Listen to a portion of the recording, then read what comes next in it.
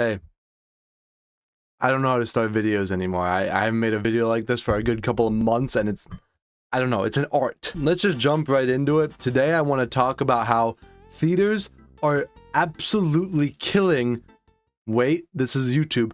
Theaters are unaliving themselves, committing unalive to themselves. Movie theaters are dying, okay? This has been happening for a while. Just look at the numbers here. I mean, we got, obviously, like, the pandemic, you know, can't really do much about that. Yeah, that's gonna fuck your numbers up a little bit. But, like, you look at these numbers, you're consistently, from 2019 all the way back to 2009, you're above, what is that, 10 billion? You're above 10 billion, okay? And even after the pandemic, we've been out of the pandemic for like 4 years now? When we agree that 2022 is kind of the end of it, we still have not seen those numbers. Even with some big tentpole films coming out, we have not seen the numbers climb to even 9 billion yet. And we've had, like, 2023, we had the whole Barbenheimer thing. That should have been a massive year. I have a feeling that 2025 isn't going to be the best performing year at the box office, just going by so far. We're still here, Aaron says, of Kansas-based AMC, which operates 895 theaters globally. When you think about what we've been through the past 4 years, it's kind of a miracle. It could have gone kaplooey 10 times, but it didn't. And good for us, we're almost finally through it. That kind of rhymed. I'll give them that. Credit where credit's due. That was a fun thing to read. We're almost through it, and it's thanks to the hard work and dedication of our crew and everyone who works so hard at headquarters to keep AMC afloat. They put in so much time and effort. It's a shame I had to let 26,000 of them go so I could keep my $4 million bonus, because that was very important to us staying alive. By the way, before anyone calls me out on it, yeah, it says including Aaron, who worked without pay for a period of time. Oh, boo fucking who? He worked without pay too for a couple fucking months and then got himself $9.67 million compensation package. He's such a good guy. He worked without pay for a couple of months because he felt so bad they had to let people go. And then he said to take $6.48 million in stock awards. He worked without pay for a couple of months. He's such a good guy. I needed my bonus. So we did it. But I know those people probably had like families and stuff like that. That's cool.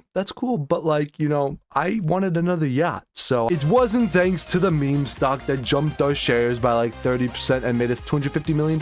No, it was the stupid hard work and dedication.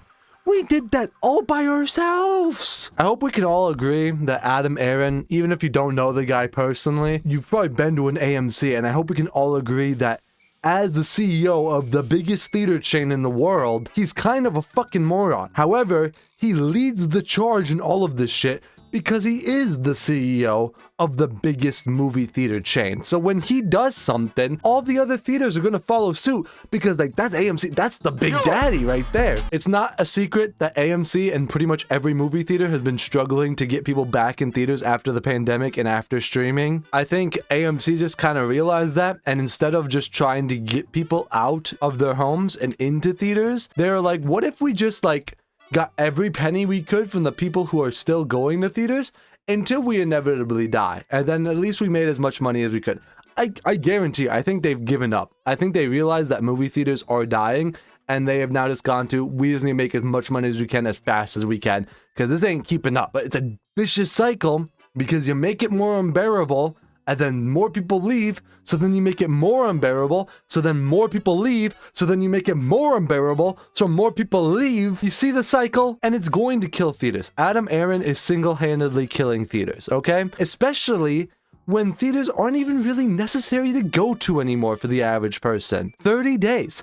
30 days is the average amount of time a movie is in theaters now. You wait one extra month and bam, suddenly you're able to buy this movie at home, watch it to your heart's content, or theoretically you should be able to watch it to your heart's content, but, you know, buying isn't owning, whatever that bullshit, that's a whole different story. But still, $30 to watch a movie as many times as you want is a lot more enticing than $20 for arguably one of the most annoying experiences you can go and experience today. For the average person, unless it's a movie you really want to see, like the Paw Patrol movie, you're probably not going to pay 20 bucks to go see it, and you'll just wait the extra month. Like, how many times have you said, or have you heard your friends say, or have you heard a stranger say online, like, it's only going to be a couple more weeks. I'll wait for it to end up on streaming somewhere. I'll go watch it on the Disney Plus, the HBO Max, and HBO Max again. I'll just go wait and watch it on one of those. And that's only if it's not already on pirating services and people aren't already watching it on pirating services, which, I mean, I guess I shouldn't technically support pirating here because, like, it's stealing, you know, all that bullshit. But, like, if buying isn't owning, then piracy isn't stealing. That's not a very original quote, but I mean, it's a fucking fair quote. So that's just the first thing I kind of want to mention, but it's not something that necessarily ruins movies. It's just kind of like, you're making them seem pointless, but still, it shouldn't ruin the movie-going experience. The movie-going experience should still be there and just be great for people who still like to go to movie theaters, right? You're wrong! Movie going sucks nowadays. It used to be something I waked up and I was like, oh my god, I'm going to the theater today. Today's a great day. I get to go see a new Marvel movie or some bullshit. Now it's like, fine, I'll put up with it because my FOMO simply can't handle not being part of the discussion in Instagram comment sections. I need to see Fantastic Four. Plus, Pedro Pascal's just kind of hot. I want to see him stretch. Thing number one. Prices. Yes, while still going to the cinema is like cheaper than a concert ticket or going to a play or going to any of these other ticketed things, like tickets to a movie theater is still a lot cheaper than concert tickets. It really ain't that cheap anymore if you're doing it the correct way. If you're not sneaking snacks in or just sneaking people in, I don't know. If you want to go see Superman opening night in a big, nice IMAX screen, let's say. Well, first you need at least one ticket. Boom, $22. Date night maybe? $44. Okay, now you're in the door, but oh man, you're not even allowed to bring in water. And you don't want to go 2 hours without a drink? Boom, $7. Maybe you're wanting a snack, like some popcorn, $10. A candy maybe, $6. Maybe you're a pretzel type guy, $17. So now that's like a minimum of $17 if I want some shit to snack on and drink on during my movie. If you're by yourself, if you're with a date, if you're with a friend, or God forbid, if you're with a family, that's like what, roughly $34 on average per person? So like 22 on the lowest end to like $50 per person for just a night to see a movie? Fuck you! Prices, especially in our world right now where everything's so goddamn expensive, is a big reason people aren't going to the cinemas, and it's one that's only slightly being addressed. It's a lot more appealing to just sit down and, you know, you're already paying $16 a month for that Disney Plus subscription, and it's a lot more convenient to just, oh, wow, I can watch it over and over and over again if I wait 30 days. Like, yeah, AMC has like the AMC stubs and other theaters have their own version of the subscription service, but like an average moviegoer isn't getting much use out of that. Most people only go to the movies once, maybe twice every now and then a month. For someone like me who's going 3 or 4 times a month, yeah, I make plenty money back using the thing, but I think I'm paying like $27 a month now. If you're only going once, you get that one free movie ticket, and now you're technically paying $5 more for that movie ticket. So it doesn't make sense for most people, unless you're like a big budget must-see blockbuster, a live-action remake that's relatively one-for-one, so people feel safe that they're gonna get a good experience because they already kind of know the movie and they can assume it will be good, or a movie where word of mouth is just super strong and everyone's talking such a big storm that you're kind of a loser if you haven't gotten to see it yet. It's really hard to get people to go see your movie now unless you got those things. Even if your movie's pretty good and has a big brand name and had good marketing, that's still not necessarily enough anymore. Thing number 2, a complete disconnect with what audiences say they want versus what they actually show they want. Let me explain this one a little bit more, and I think you'll understand what I mean. Audiences constantly say on Twitter, we want more original films. We don't want these stupid live-action Disney remakes. These are not films. This is copying and cash grabs. Okay, so why do you go see them, and why don't you go see the original films? There are plenty of original films out there right now, more than ever actually, and yet people will constantly complain about the live-action remakes and sequels. Well, you want to know the best way to show theaters you don't want those? Don't go see those. At Pixar, stop making live-action remakes and make original movies instead. Has Pixar even made a live-action? I think you picked the think you picked the one studio that hasn't done that yet. I figured it out. Disney live action remakes are the new Coke strategy. After I saw the Beauty and the Beast remake, I bought the animated original to wash out the taste. I don't like Ghostbusters at all. I found Gremlins to be boring. Disney live action remakes are shit. Disney is really running out of ideas with all these reruns and live action remakes, lol. All the animated Disney films slap their live action counterparts in quality with no effort. Stop making Disney live action movies! Not everything needs to be live action! Random, but I'm getting sick of these Disney live action remakes, man. Probably just gonna stop watching any more of them and save my money for any original content Disney has left. If any. God, dude, it's just so annoying. And I agree. I don't like that everything just needs a live action remake. I don't think we need that. And you want to know the difference between me and you this? I don't go and see them. I'll admit, I did go see the How to Train Your Dragon live action remake because some friends were in town and we just decided we wanted to go see it. I like the animated enough where I was like, fine, fuck it, I want to see it. But I've never really gone to see any of the Disney live action remakes. Just don't go and see them. I don't want those films to be made. They are useless, they're pointless, and most of them suck.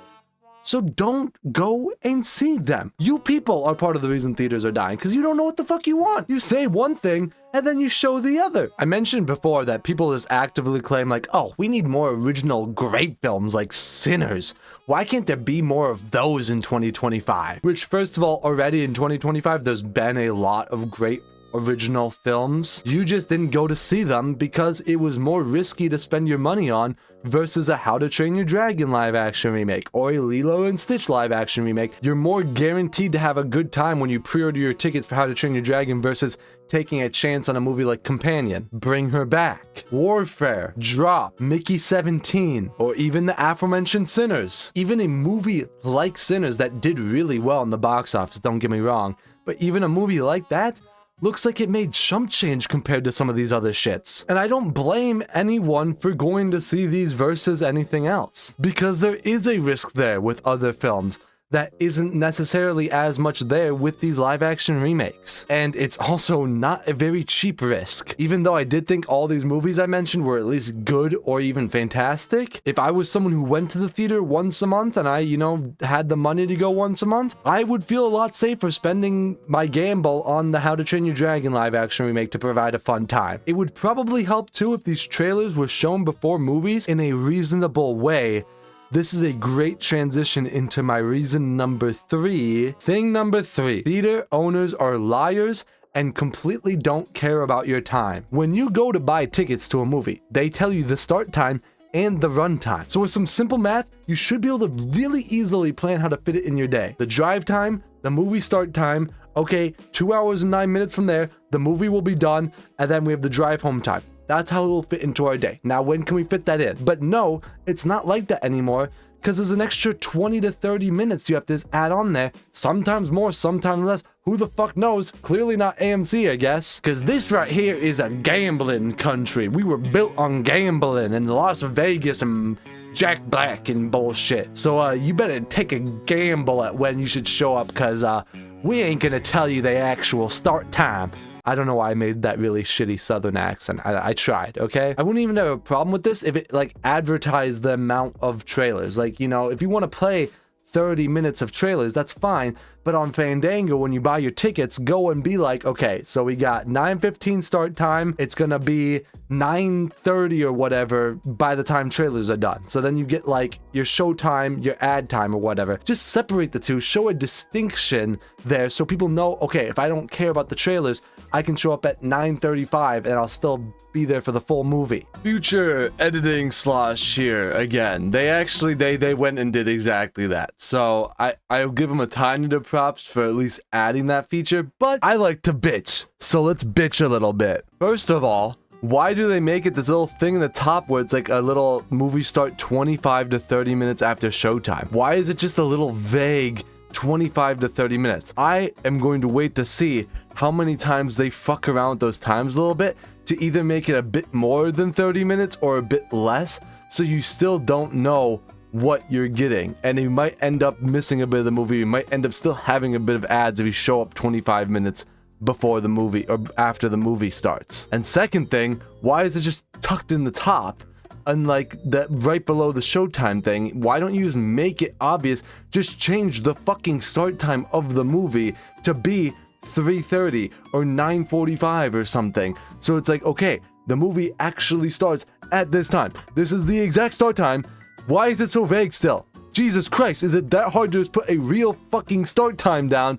You troglodytes. I'm sorry, continue now. Because even if you're an avid moviegoer like me, you still can't like just predict it's not like a set amount of time every time. It's not like it's always 25 minutes and that's just something that's known. Like I remember going into Sonic 3 and I showed up like 10, 15 minutes late to skip some of the trailers and the movie was already playing. So I just missed a bit of the movie because I thought, oh, it's normally like 25 to 30 minutes for trailers, so 15 minutes should be fine. We'll skip most of them, it'll be great. Nope, I guess they decided to fuck you because then they were just like, we're gonna show like 10 minutes this time. You can't even like guess. They force you to get there at 9:15 to guarantee you see the whole movie, but then don't tell you and just waste your time.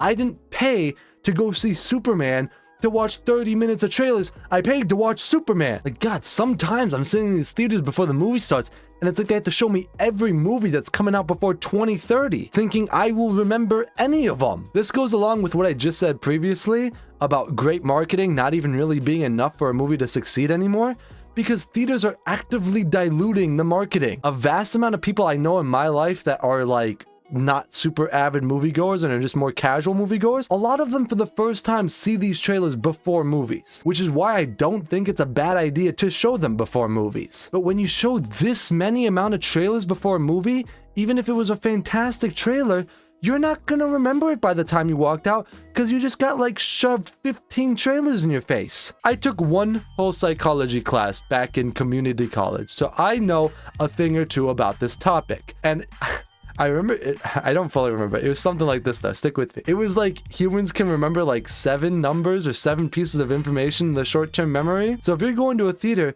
and they show you 8, 9, 10 trailers, you physically aren't going to remember all those in your short-term memory, let alone by the time a 2-hour and 20-minute movie is done. Now, if you showed 2, 3, maybe 4 before the movie that were actually tailored to the movie you're about to watch, so you might actually get some interested heads turning, then I think you might have 1 or 2 that stick with people, and you know, after the movie's done, they go, oh, remember that really cool trailer we saw before the movie? Yeah, I want to look up more about that. Shoving 8 trailers down someone's face, no one's gonna remember it even if it was a great movie. And if you're not tailoring it to the movie they're seeing, like I remember I just went to go see Ballerina not too long ago, and the fucking Smurfs trailer started playing before it. I'm sorry, there's not a single soul at that Ballerina screening that's like, we gotta go see Smurfs, bro. Like that, oh my god, I'm so fucking excited for Smurf. That trailer looked epic. No. You put Smurfs in front of another animated kid, like put Smurfs in front of the Minecraft movie or something. And we've only just talked about trailers so far. This isn't even talking about yet the amount of trailers they play for their own fucking theaters. You're sitting in an AMC theater watching an AMC ad. Is that not ridiculous to anybody in the site? It probably is. Everyone complains about it, but it's stupid. Imagine if every time you turned on your PlayStation to try and log in, you've got a 45-second unskippable ad about how PlayStation is the place to play and how great it is. And oh my god, gaming is just heartbreak and rage feels great in a place like this.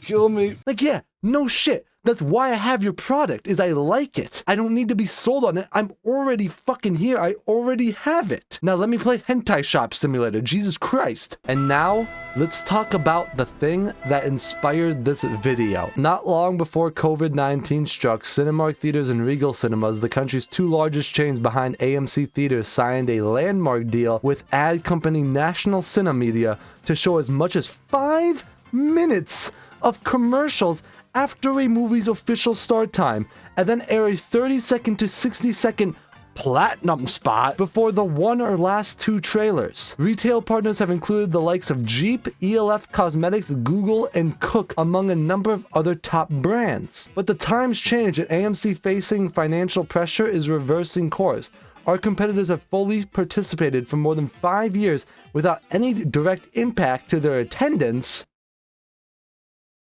What? AMC said in a statement to The Hollywood Reporter earlier this month.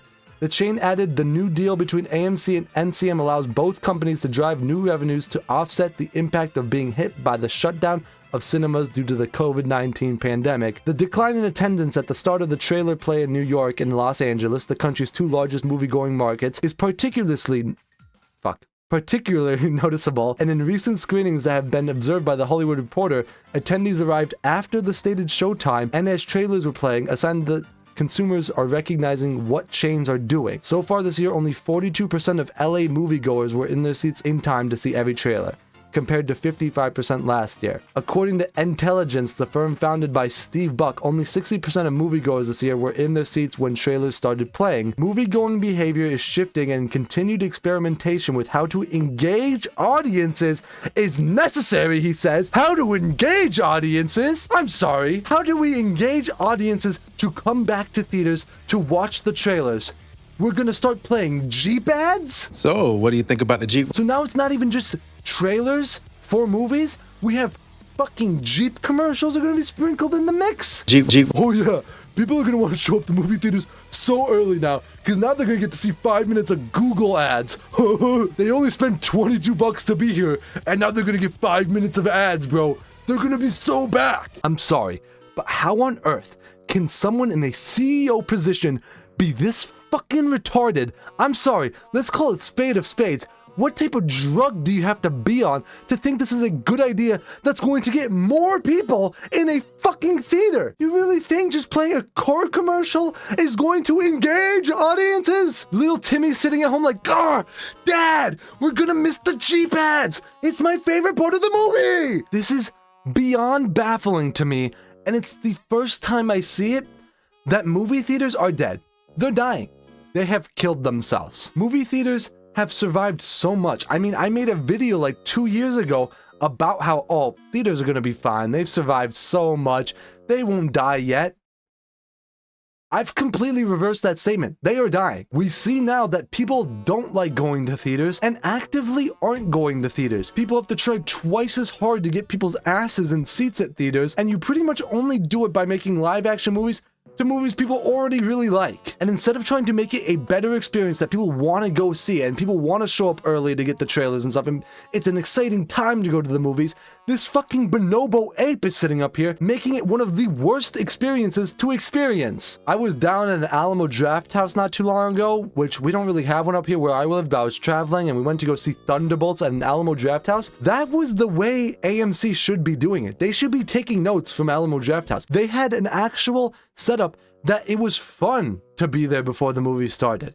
They had like these whole like, it wasn't even like ads or trailers, it was just like information. It was like little trivia about the actors and performers that were in Thunderbolts. Like I did this whole thing about Sebastian Stan's career. It was fun. It was a unique experience that you don't get by not going to see it there. They had special little advertisements where the actors came in and did like a special little ad segment for them. It made it a fun experience to be there before the movie started. And yeah, it played a trailer or two that were more suited towards the movie. It didn't play 15 trailers though. I'm gonna be honest, if I had an Alamo Draft House up here, that's where I'd be going now, because it was actually fun to go. Unlike AMC, that, I'm sorry, this is undefendable. This is so fucking stupid that I'm paying $22 for a ticket so you can shove 5 minutes of not even trailers, just advertisements in my face. It sucks that AMC is the biggest theater chain, because now they're gonna do this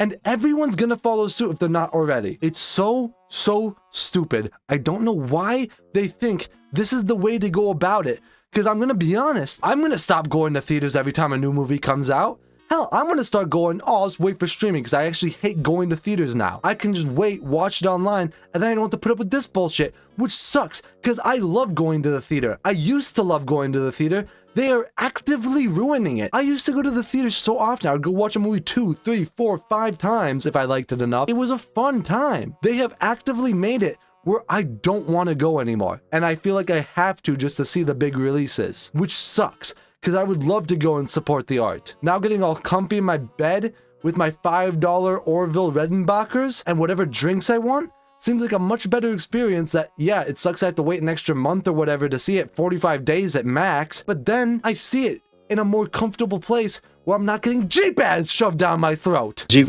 This man will be on the movie theater industry gravestone, and he has single-handedly killed theaters for the last 5 years, or honestly since 2016 when he got CEO. He's been just actively making it worse. But especially since the pandemic hit, in an era where it should be trying your best to get people back into the theaters, he has actively made it a much more worse experience, which is not what you should be doing. I still love going to the theater for all the reasons I mentioned back in the day. There's nothing quite like experiencing a great movie in a packed theater, surrounded by strangers, friends, family, whoever. But the magic of the movies really starts to disappear when you're sitting in an empty theater watching the movie alone.